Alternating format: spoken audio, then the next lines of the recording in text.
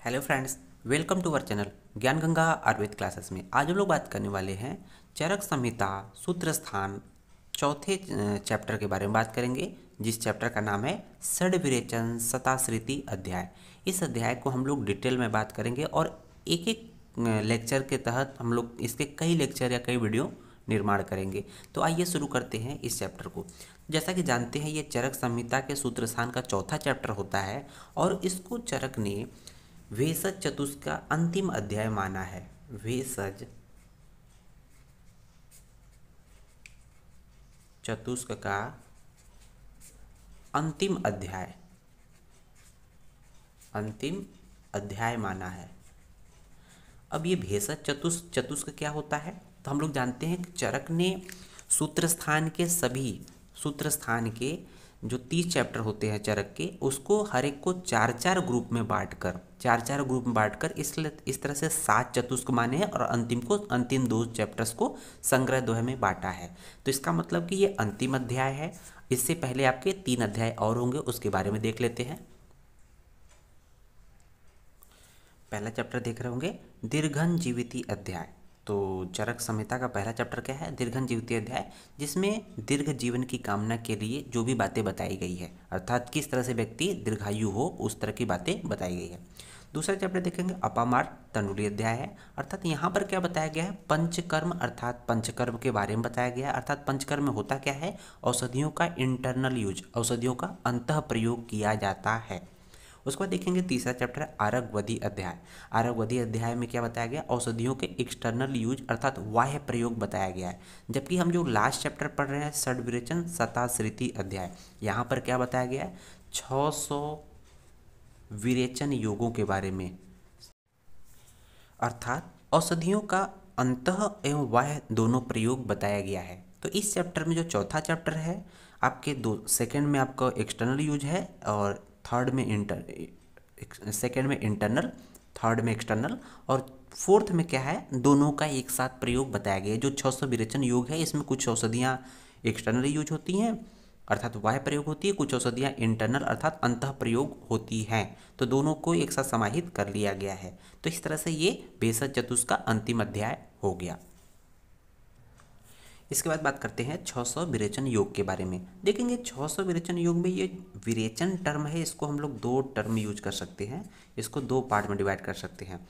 तो विरेचन को हम लोग 2 कॉमन टर्म यूज करते हैं। एक है आपका ऊर्ध्व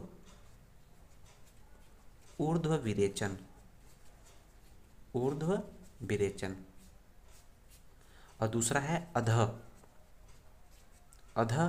विरेचन। जो ऊर्ध्व विरेचन होता है ये कहाँ से होता है? मुख मार्ग से होता है, अर्थात ऊर्ध्व भाग से मुख मार्ग से। और जो अध विरेचन होता है ये गुदा मार्ग से होता है। इसको ब्रैकेट में लिख सकते हैं आप। ऊर्ध्व विरेचन को हम लोग जनरली क्या कहते हैं? बमन कहते हैं, बमन।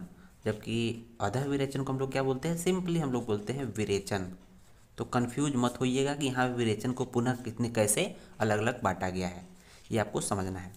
अब बात करते हैं कि 600 को इन 2 पार्ट में डिवाइड किया गया है। तो बमन के कितने योग होते हैं?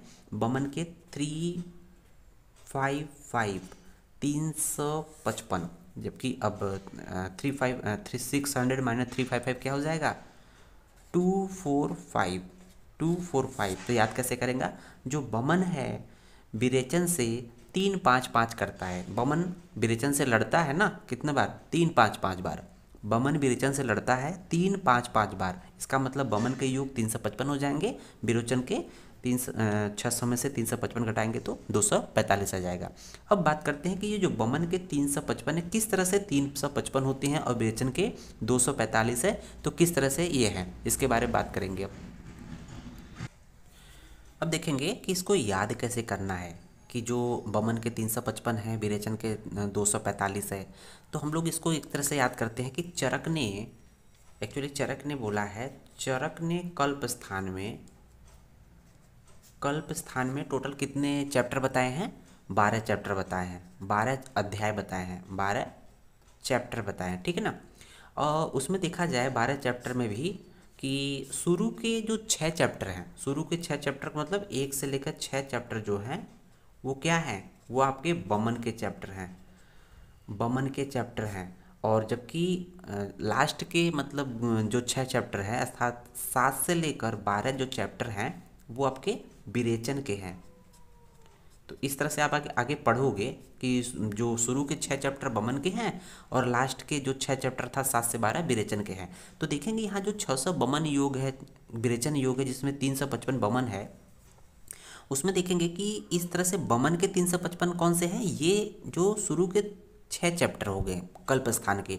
तो इसी हम लोगों ने एक एक करके देखेंगे। पहला जो कल्प स्थान का पहला चैप्टर है मदन फल कल्प, दूसरा है जिमुतक है, तीसरा है इक्ष्वाकु है, चौथा है धमार्गव और पांचवा है कुटज, छठा है कृतवेदन। उस मदन फल कल्प के कितने योग बताए गए हैं? टोटल योग 355 बमन के, लेकिन उस बमन वाले में टोटल 6 कैटेगरी है, 6 चैप्टर हैं। तो हर एक चैप्टर में मदन फल के कितने योग हैं? 133, जिमुतक के 39, इक्ष्वाकु के 45, धमार्गव के 60, कुटज के 18, कृतवेदन के 60। तो इसको याद कैसे करना है ये तो हम याद करा देंगे, इसको पहले याद कर लेते हैं। 133, 39, 45 देखेंगे इंक्रीजिंग आर्डर में है, ठीक है।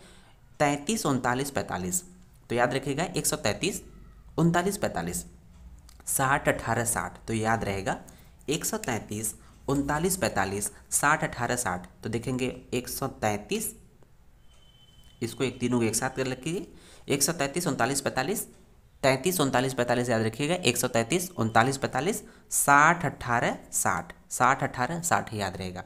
अब बात आती है कि इसको याद कैसे करें कि मदन फल, जिमुतक, इक्ष्वाकु, धमार्गव, कुटो, कृतवेदन। तो देखेंगे यहाँ पर हम लोगों ने कोड बनाया है। देखेंगे यहाँ पर एक पॉइंट है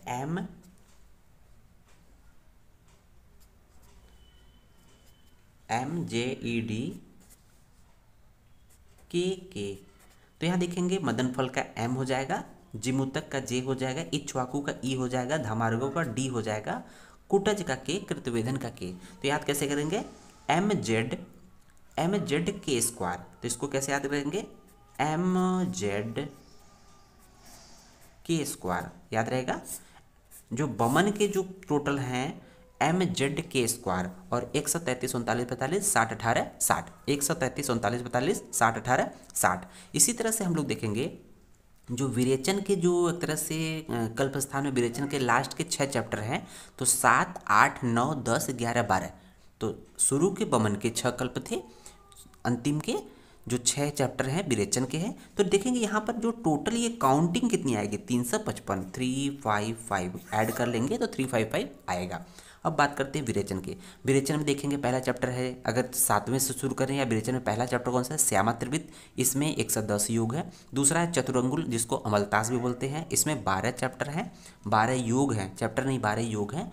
और तिलवक, जिसको लोद्र भी बोलते हैं, इसके 16 योग हैं। महावृक्ष जो चौथा चैप्टर है एक तरह से विरेचन में, उसके 20 योग बताए गए हैं। और सप्तला संखिनी जो कि 5वां एक तरह से चैप्टर है विरेचन में, 39 योग हैं। और दंती द्रवंती के 48 योग हैं। तो इसको याद कैसे करेंगे? तो ये याद करना इजीली है। देखेंगे फिर ये भी इंक्रीजिंग आर्डर में है। आप 110 ना करके 10 समझ लीजिए, लेकिन 110 है। 10, 12, 16, 20, 10, 12, 16, 20 याद रहेगा। 10, 12, 16, 20, 10, 12, 16, 20 2-3 बार याद करेंगे, याद हो जाएगा। 10, 12, 16, 20 10 जगह 110 हो जाएगा। 10, 12, 16, 20 39, 48 ध्यान रखिएगा, बिल्कुल इंक्रीजिंग आर्डर में है। 10, 12, 16, 20 39, 48 ये तो याद हो जाता है। बट ये याद कैसे करेंगे? तो ये याद करना बिल्कुल मक्खन है, बिल्कुल आसान है। तो देखेंगे हम लोग कोड बनाएंगे इसको। तो देखेंगे यहाँ पर SCT, देखेंगे श्यामा का S, चतुरंगुल का C, तिलवक का T। उसको देखेंगे M, महावृक्ष का M, सप्तला का S, D का ध्वनि, D से दंती द्रवंती हो जाएगा, तो ये हो जाएगा ध्वनि, ध्वनि मतलब D। तो देखेंगे MS ध्वनि, तो ये क्या हो जाएगा? MS ध्वनि, ये याद रहेगा MS ध्वनि। MS ध्वनि याद है। तो MS धोनी के बारे में आपको पता होगा कि ये कौन से थे? ये क्रिकेट में खेलने से पहले क्या थे? एक तरह से टीटी थे, रेलवे में जॉब करते थे, टीटी थे। तो टीटी क्या करते हैं? टीटी एक तरह से सीटी बजाते हैं, टीटी क्या करते हैं, सीटी बजाते हैं, तब जाके एस, एस मतलब पास होता है, गाड़ी आगे बढ़ती है। तो एमएसडी क्या थे, नीचे से जाएंगे, यहाँ देखेंगे एस सी टी, मतलब एस मतलब कब एस होता है, जब ये सीटी बजती है, मतलब ये गाड़ी जो होती है तभी आगे बढ़ती है, एस होती है, नहीं तो नो हो जाएगी। जब तक सीटी नहीं बजेगी, जो टीटी, एमएसडी मतलब टीटी थे जो कि सीटी बजाते थे, और ये तभी गाड़ी एस होती है, अर्थात S C T M S Dhoni, S C T M S D, S C T M S Dhoni, S C T M S Dhoni. तो याद करेंगे, एस फॉर श्यामा त्रिवृत्त हो जाएगा, सी फॉर चतुरंगुल हो जाएगा, टी फॉर तिलवक हो जाएगा, एम फॉर महावृक्ष हो जाएगा, जिसको हम लोग इसके बाद देखेंगे एस फॉर सप्तला संखिनी हो जाएगा, धोनी फॉर डी, धोनी का मतलब डी, जिसमें क्या कहेंगे, दंती द्रवंती। तो इजीली याद हो जाएगा। तो यहाँ देखेंगे 110 12 16, 110 12 16 20 39 48, 110 12 16 20 39 48। उम्मीद है वीडियो समझ में आया होगा। धन्यवाद।